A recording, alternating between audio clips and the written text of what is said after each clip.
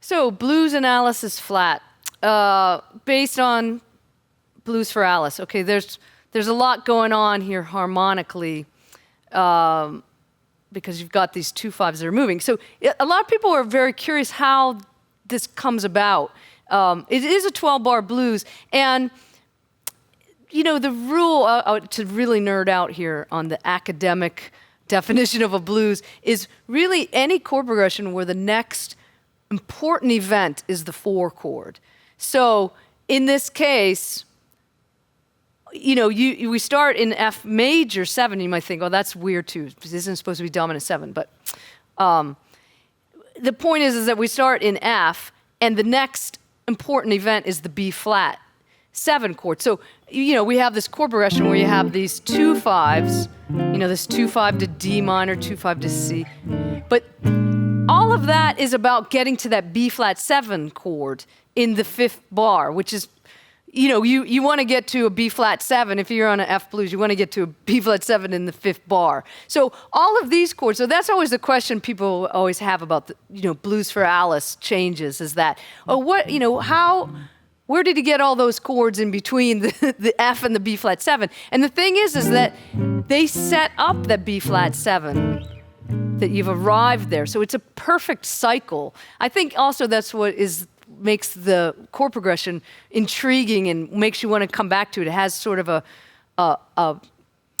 cycle to it that feels like, oh, you know, a cycle of completion. You get to that B flat, it feels good. So, and that from there, the song turns into some chromatic 2/5s as well. So I guess when you see those kinds of chord progressions, so, you know, when you get to the B flat 7, it turns into B flat minor 7, B flat minor 7, E flat 7, A minor 7, D 7, A flat minor 7, D flat 7. So you might go, well, what is all that? And really, that's sort of, again, it's setting up another important place in the blues, which is the 2/5 back to the 1. So this would be in the 9th bar.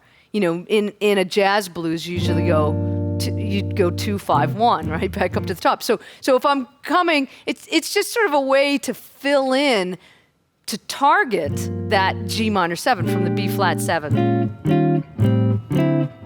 Because when you get there, you've landed. So I think sometimes when you look at those chord progressions, you go, wow, you know, what are all those chords doing there? Sometimes you have to look ahead and work your way backwards, and then you see the logic. It's in this case, from the B flat 7, they're chromatic 2/5s moving down and it's really to set up that G minor 7. So just to give you an overview of, you know, wow, what's going on with all those chords. So again, in this way that I want to bring out the harmonic clarity. So if you were to play this etude without the backing track, you'd be able to hear all of that harmony that's going on. And the reason for that is because I always have thirds and sevenths, or even the arpeggio in the line, so that you get that harmonic clarity. So in that very opening line, I also tried to give a little reference to the original melody. It's not exactly the melody, but this is an F major 7 arpeggio, broken up. So I guess that's a lot of questions when people start to get into playing changes. And oh yeah, now I'm just playing arpeggios, but you know, you tend to just start from the root and go up, or the, you know, root or come down. So I wanted to show an example of this. All the notes in this are an F major 7. I have the root, the 5th, the 3rd, and the 7th. But I'm breaking up the intervals. So I think if you're getting to that point where you're starting to address harmony or tunes like this, and you're working on your arpeggios, as we've talked in some of the other courses, the essentials courses, now it's time to get inside there, you know, get under the hood a little bit and you know, explore how things, intervals come together. So by breaking up that interval of the major 7, instead of going right up and down, I have this interesting shape. So moving ahead, we have this 2/5 to D minor, E minor 7 flat 5, A7. So what I'm doing here is I'm targeting actually the 3rd of the A7, that C sharp. And the way I'm doing that is what we would call a chromatic melodic embellishment. So to set up that C sharp, I use this chromatic melodic embellishment. So if this is my target, I'm coming a half step above and 2 chromatic below. So we call that 2 below, 1 above. So here's my target. So C is a half step above, and I start from B, C to C sharp. This is very common in bebop music as a technique to land on the chord tone. So again, we have the harmonic clarity, but I have chromaticism now. And I use another chromatic melodic embellishment to the root of the A7. So I'm setting up the third of the chord with 1 above, 2 below. Then I have setting up beat 3, B flat, G sharp, A. So this is the kind of stuff, when you start to learn about this, you start to hear it everywhere, you really start to understand how to create melodies by using these melodic embellishments off of the arpeggios, off of the chord tones. So that's what's happening there. We get to this section of these 2/5s that move down. I took the same riff and just moved it down in whole steps, right? So I'm developing a theme, and the theme is based on just chord tones, really. So I'm starting on the third of D minor. So I always, again, thirds and sevenths are always there for me. And that's also the 7th. So that's an important thing. The third of the D minors, the flat 7 of the G7. And then I just take the same riff and I move it down a half step. A whole step. On C minor.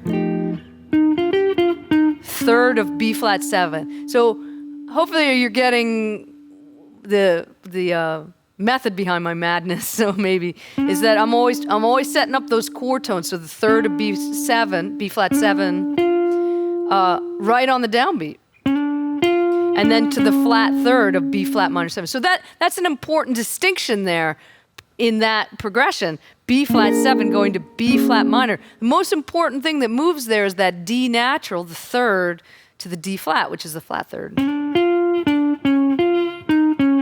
And that's more chord tone and arpeggio line there, really outlining the B flat minor 7 and the E flat 7. So what I wanted to share with you here is this chord substitution on the A minor 7. I play a C major 7. So I'm playing that. If I had, for instance, A minor 7 up here, I'm playing this C major 7. So C major 7 over that chord turns that into A minor 7 9.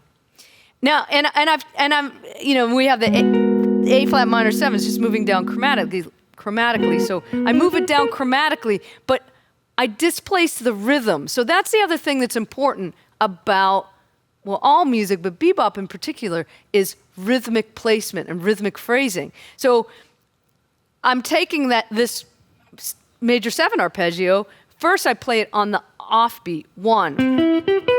And then I play it on the downbeat.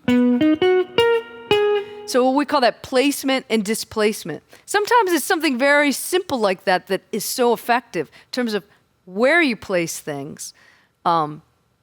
Maybe that might even be more important than the notes you play, is where you place them. So on the A minor 7, I have playing C major 7 arpeggio, and I'm starting on the offbeat, 1. And then just moving that shape down a half step, phrasing it on the beat.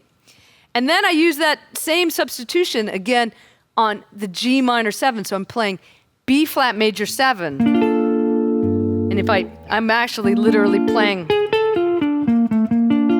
you could play it as a chord, which is nice. You can really hear what it sounds like against that bass note. So now I'm using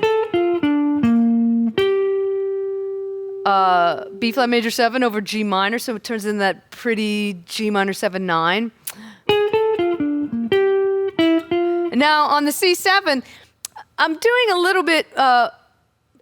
Sometimes we call it making the bar line a little bit more elastic, where you might say, well, you're talking about chord tones and you're starting on the 4th. Isn't that a strange note to start on, that C7?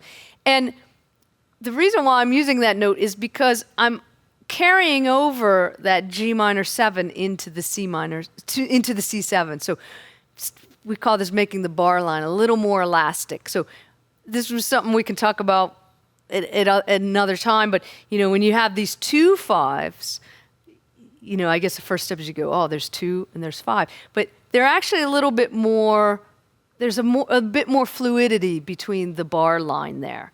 So I kind of see it as a 2-bar phrase instead of 1 bar plus 1 bar. So that's what I'm doing here is I'm kind of carrying that over onto the C7. And I'm bringing out a little bit of that sharp 9. I land on.